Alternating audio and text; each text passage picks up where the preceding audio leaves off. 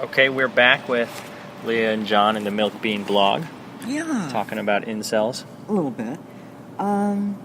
So we were last mentioning because you had a supportive family, even though you were like I was nerdy when I was growing up, and I wasn't really accepted in my community, being from a multi-ethnic background in an area where there weren't other multi-ethnic kids back in the 60s, and you were growing up a little bit geeky like I did. Yeah. I was asking you if you were... And I was a minority. I'm as a half Asian. Too, multi-ethnic, even more, exclusionary sometimes than being just a straight minority, because nobody knows what to think of you Yeah. some places and times.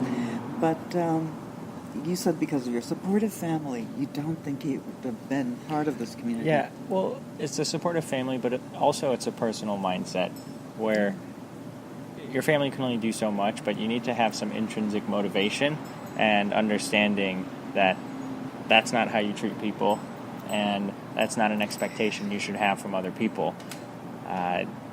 Men, women, sex or not, there's all kinds, there's right ways to go about things and ways to treat people, and then there's very derogatory and entitled and harmful ways. Entitlement, it's never something you thought you're entitled to. No, I was fortunate enough that my family taught me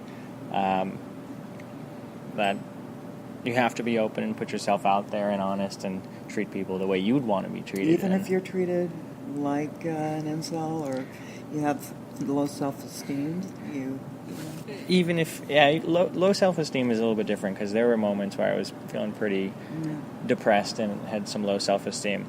Kind of my takeaway from the incel community a little bit is that there's a sense of understanding that people crave. And whether it's because of a racial background, whether it's because of a sexual frustration background, whether it's you're a victim of something background, it really helps to have a community of people that understand you and can relate to you, so you can feel part of something a little bit bigger, and feel like you're not alone. And feel like you're not alone, exactly. And but so one of the things that's really problematic is if you're being discriminated against yourself, and being female or having a different ethnicity than people around me sometimes. It's never been on my mind to find somebody else to victimize because I felt I was badly treated, and some people do. Absolutely. And what I think is important to help people that identify in the incel community is give them that sense of community that they're looking for. Oh, yeah. But channel it in ways that are productive and learning, not harmful and entitled. So how do you think an incel and you, let's say both at Alamo Park or Union Square, and both of you are in the same physical space, what do you think they'd think of you? You were, kind of a geeky, nerdy kid like I was too, and yet now you've done this thing just because some of your friends put you up to it, to do the Bachelorette and that. How do you think they would assess you as a person? Well, hopefully they can draw a little bit of inspiration. If there's anything they could take away, I would hope it's inspiration. Like, yeah, you might be a little bit of a quiet, dorky, nerdy guy, but that doesn't mean you can't put yourself out there and,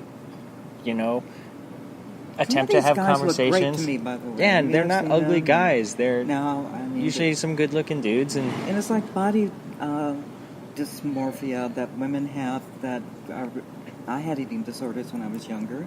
I worked in modeling a little bit, and I had to be 5'9" and 104 pounds. I told you about that. And I would see myself as hugely obese, and even look at little things like, a little bit of what I thought was fat was just a little muscle on my elbow area or something. Skin. And sometimes these guys are just saying, it's my nose, or it's this, or it's my height. and yet I've dated people of all different kinds of heights and only nerds, basically, only geekish people, only, that kind of person. And, the physical thing isn't really the biggest thing, because you do change physically during your life, guys. Even later on, you're going to be different looking. So you want to pick somebody that's only going to be a Stacy. Even if you got 20 Stacys, when they're 80, they're not going to be a Stacy anymore. But they can still be an awesome person. And right. And yeah, I think to wrap, I think there's a community that we could offer and provide for incels, but channeling that energy into something positive. Like my computer clubs when back in the day. Yeah. I'd love to be a den mother to them. Yeah, I think you could definitely teach something to geeky them old lady that they would value. Well, probably you could too.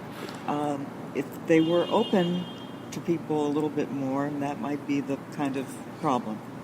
Sometimes they're not open to some of the things that could work for them a little better.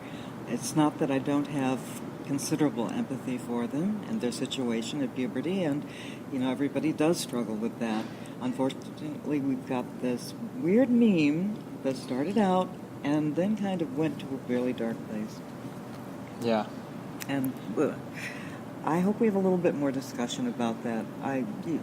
There are people who would like to support some of the people in the community. And, yeah. There's, it gets better, guys. It does get better. So if there's one message they can take away. Yeah. We want them to take away. It gets better for me. It gets better for. It was got better ugly. for me too. Yeah, it was bad. So thank you, John Graham, for this really quick podcast. Thank you. Thank you, Leah. This was a great discussion. Okay.